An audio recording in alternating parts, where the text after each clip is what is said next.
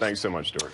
Just look at those gun sales and those gun stocks go. What you're looking at is Smith & Wesson, all-time high, Sturm Ruger, 52-week high. Why are they up so much? And boy, have they done well over the past year.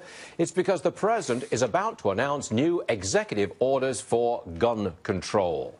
How does Judge Andrew Napolitano constitutionally feel about that? He's got that look on his face. Now, first of all, the president, we understand, is going to say, I'm going to spend an extra $500 million on mental health. Nothing unconstitutional about that. No, he has the leeway to spend that money, and he has the leeway to decide how to spend it. He's also going to announce that he's hiring an extra, I think it's 230 examiners to look at people background checks. These are FBI agents or FBI analysts who will, in his view, expand the database to which the gun sellers access when they do background checks. Nothing unconstitutional about hiring those people? Correct. So where is the president going wrong constitutionally? Oh, well, there's three areas where the president's going wrong constitutionally. The most pronounced of them is occasional sales.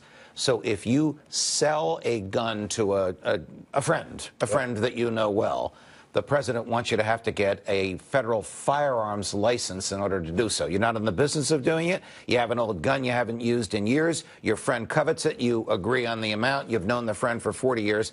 President Obama wants to impose upon you the obligation of getting a federal firearms license. The most difficult, onerous, burdensome license to get.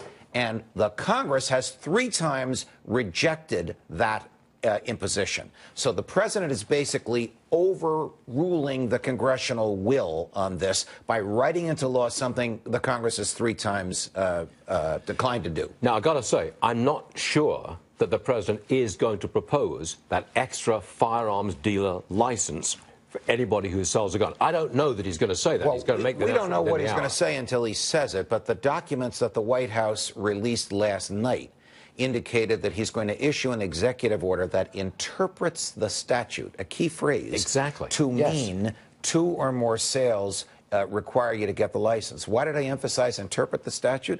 Who under our system interprets the meanings of statutes? Is it the president? No. Or is it the courts? It's you lawyers. A second constitutional violation. First, changing congressional will. Okay. Second, interpreting the statute on his own. You want another? He wants physicians who engage in conversations with their patients about guns. Could be a very innocent conversation. By the way, Johnny got a BB gun for Christmas, and we're going to give him lessons on that.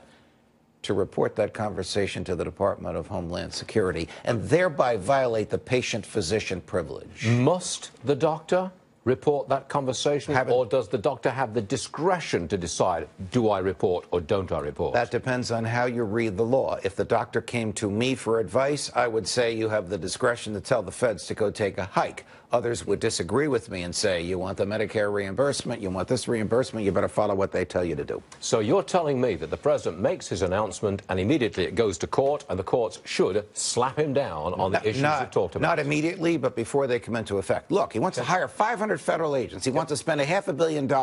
He wants to impose the obligation for federal licensing. That can't happen in the 12.5 months remaining to his presidency. Judge Andrew Napolitano, thank you very much indeed. You're welcome. Got it. All right, check that big board.